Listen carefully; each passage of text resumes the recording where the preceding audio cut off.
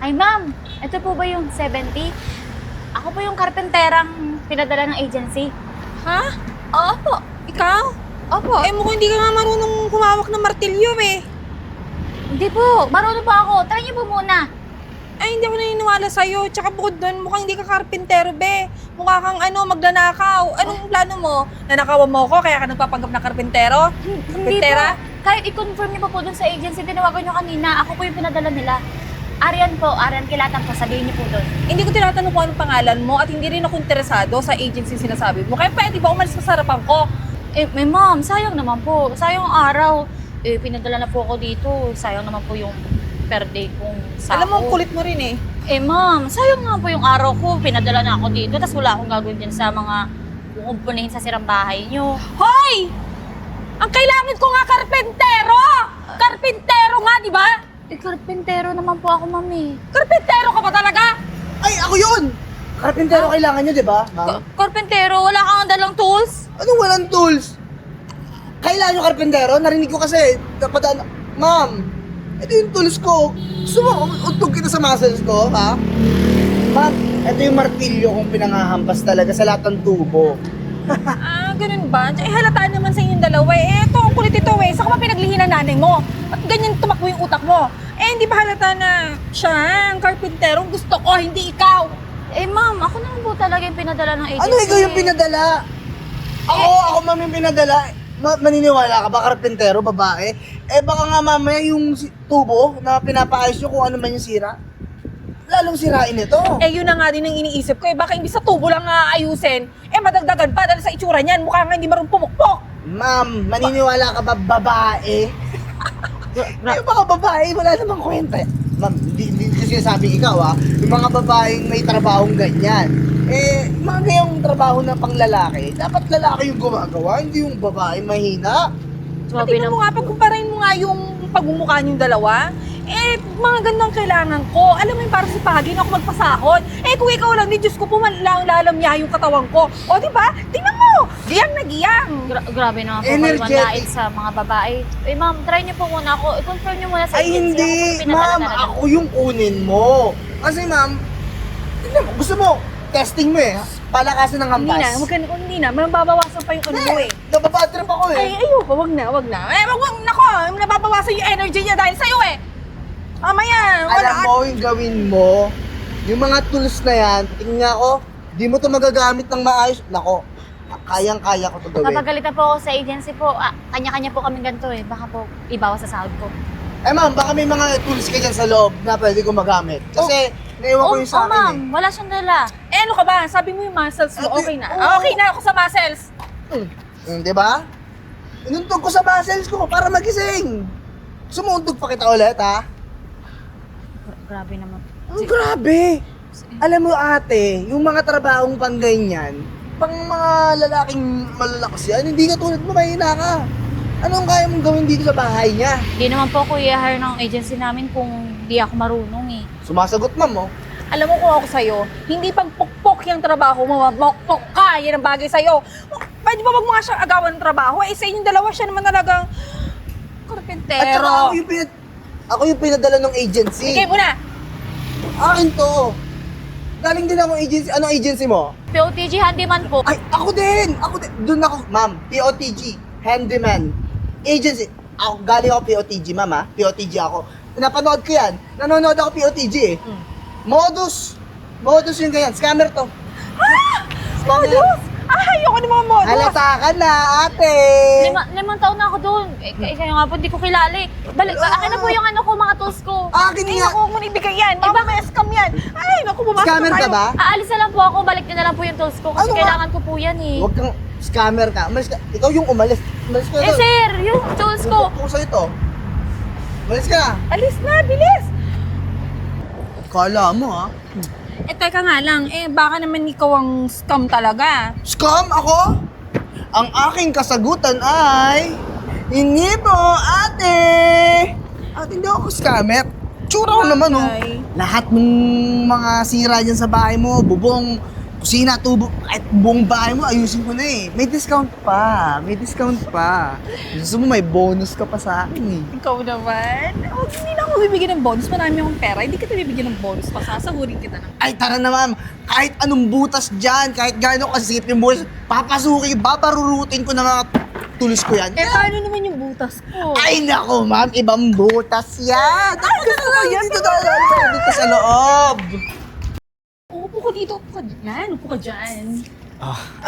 Ano ba problema dito sa bahay niyo, ma'am? Nung masimulan ko na yung trabaho ko. Eh, actually, wala naman talagang problema. Eh, sa kusina kasi, di ba nakikita mo naman.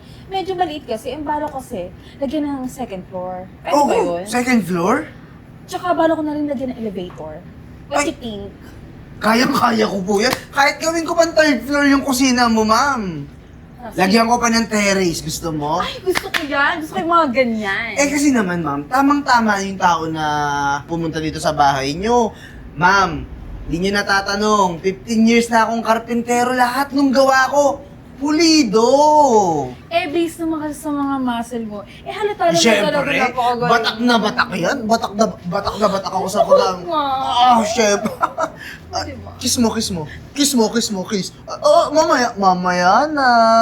Eto naman. Eh, ma'am, yung pinapagawa mong pag-extension ng kusina dito sa bahay niyo, eh, parang medyo nakakapagod yun, ha?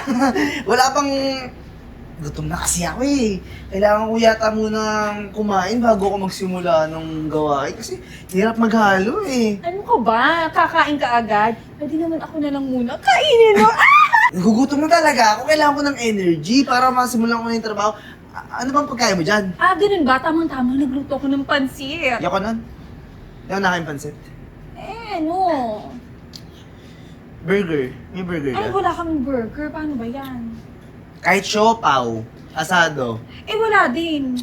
Shaolin Bao, Eh, wala. Wala kami nun. dumplings, Ano ka ba naman? Dami mo naman hinahanap. Pang pansit ka na lang. fried siomay, kahit fried siomay na lang. Eh, wala nga. Ano, lalabas pa ako, bibili pa ako. Hindi ako nakain ng pansit! Ba't naman pansit yung niluto mo? Alam mo namang may karpinterong bisita ka na gagawa.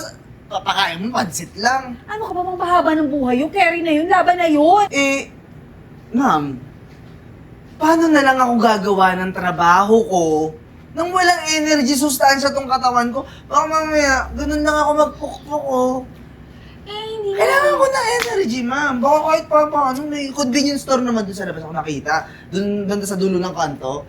Medyo mainit nga lang, pero ma'am, kahit 2 siopaw lang bilhin mo, okay na ako. Eh, ayoko nga lumabas. Ano ka ba? Maiinitan ako. Tingnan mo naman yung balat ko, tapos palalabasin mo ko. Hindi pwede. Magpansit ka na lang. Hindi ako nakain ng pansit.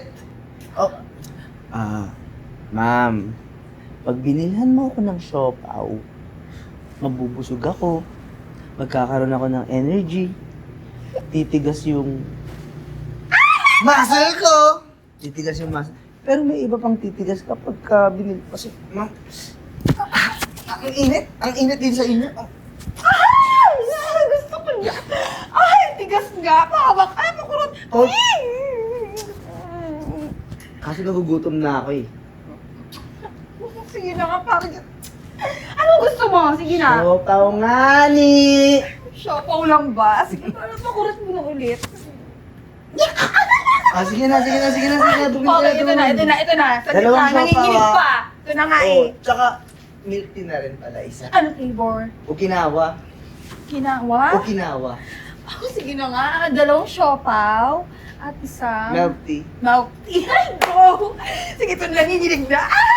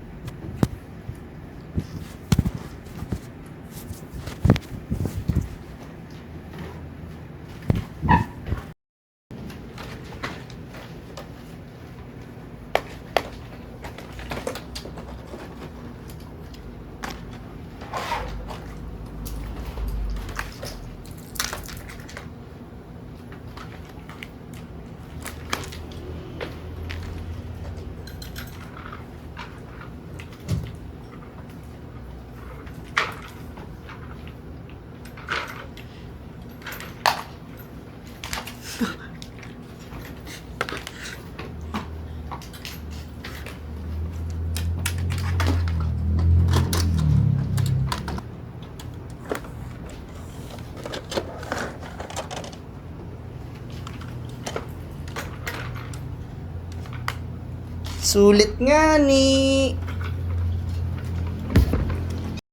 Baby boy! Baby boy! Andito na si Mama! Baby boy! Baby boy! Huwag ka na magtago. Ano ba? Baby boy? Teka. Cellphone ko tsaka bag. Asa na? Tsaka yung... Ba't nawala yung lamp? Ano nangyari? Nanakawan yata ako ah. Nanakawan yata ako. Lagot na. Ay, naku. Ano nangyari? Saan na yung lamp?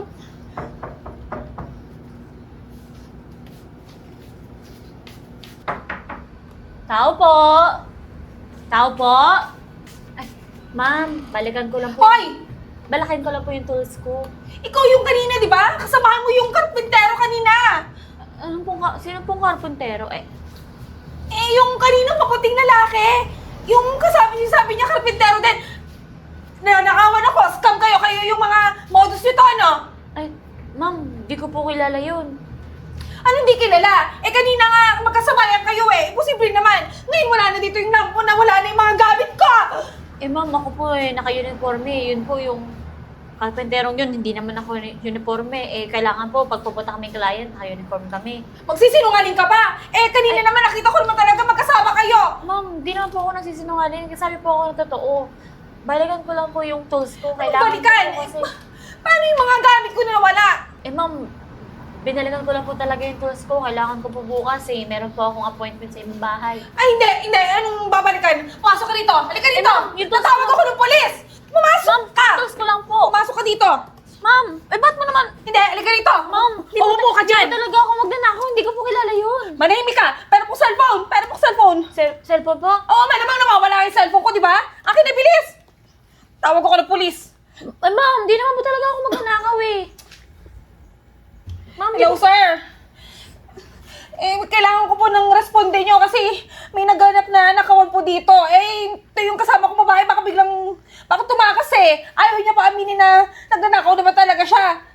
Ma'am... Manahimik ka! Opo.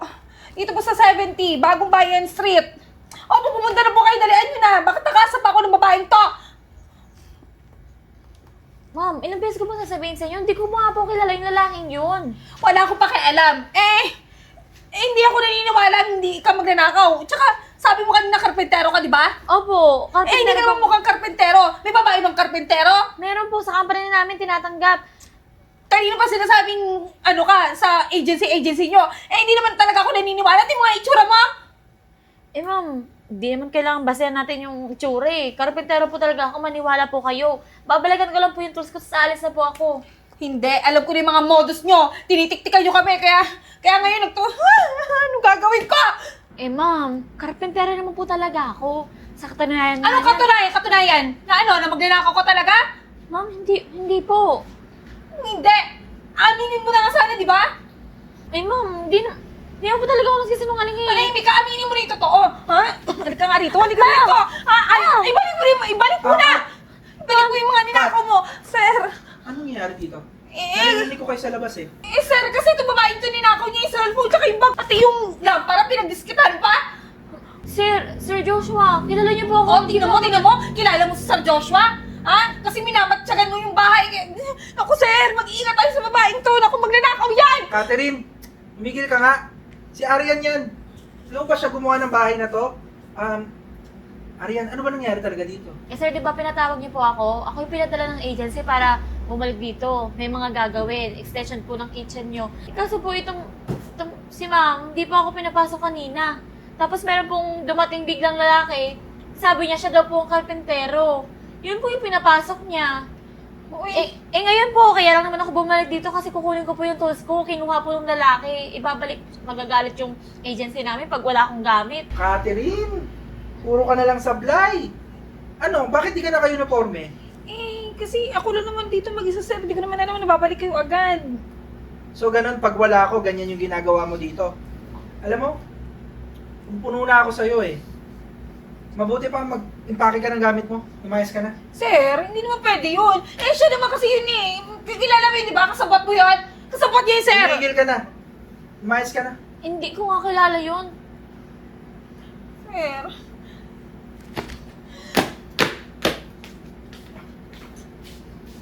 Arian, sensya na ha. Bualap sa katulong namin na yun, lagi na lang sablay. Nawalan pa kami ng mga gamit. Okay ka lang ba? Okay lang po, Sir Josh. Kailangan ko lang po talaga yung tools ko. Yan na po nang binalikan ko eh.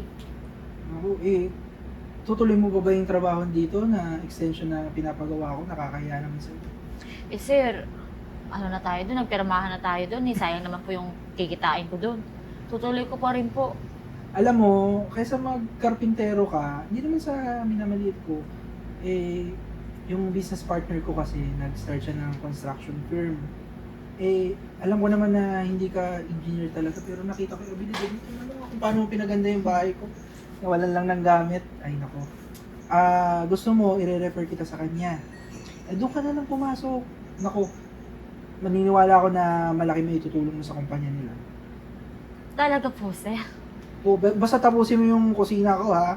Opo, sir. Tatapusin ko muna yung kusina mo. May permaan na yan eh. Baka mamaya ako naman makasuhan.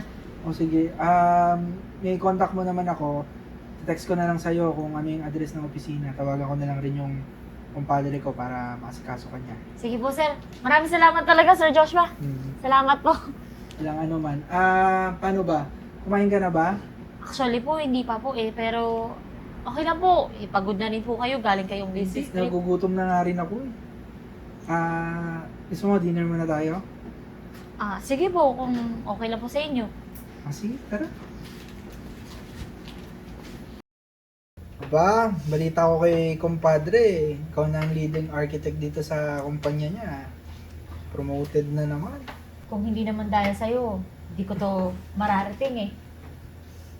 Kaya nga, buti na lang talaga pinalayas ko yung katulong namin. Sino ba naman mag-aakala na yung dinner na pagyaya ko sa'yo, ito naman ngayon. May anak na tayo. Parang gusto ko pasundan mamaya. Ikaw naman, nagtatrabaho pa ako dito. Umuwi ka na. Huwag mo na kontahin. O basta huwag ka masyadong magpaka-subsub sa trabaho, ha? Tandaan mo, asawa ka, ha? Oo, babawi ako mamaya. Sige na. Paano bakit? Basta, mamaya na. Sige na. O basta umuwi ka mamaya kasi maaga yung lakad natin bukas. Check natin yung bagong property na nabili natin sa Laguna. Oo, sige. Uwi ako. Tapusin ko lang to. Uwi na rin ako. Kami regalo ko sa'yo. Ano? Mamaya? Sige na. Ano ba yun? Mamaya. Oh, sige na. Sige na, bye-bye. Bye. Love you. Love you. So, why?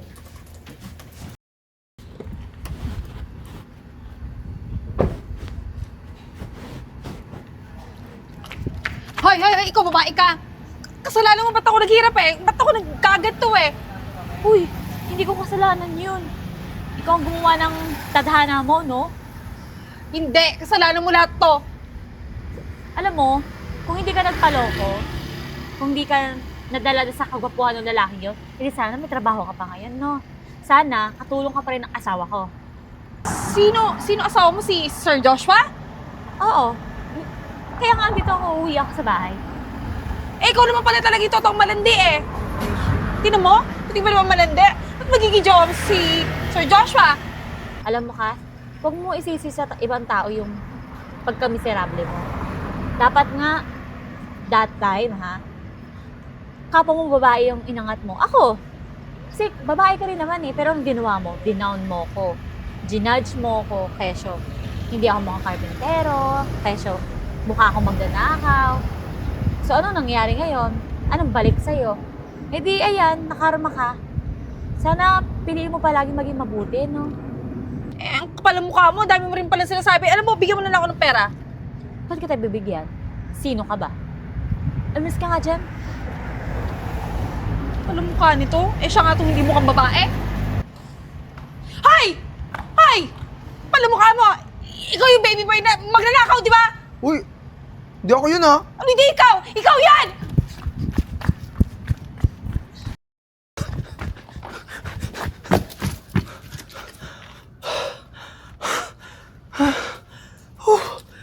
Buti na lang natakasan ko yung babaeng yun. Hoy! Anong takasan? Baka nakalimutan mo, kabayo ko, kuwago ka lang. Ano mo ka? Sorry, Sorry, sorry, man. Hindi, babalikan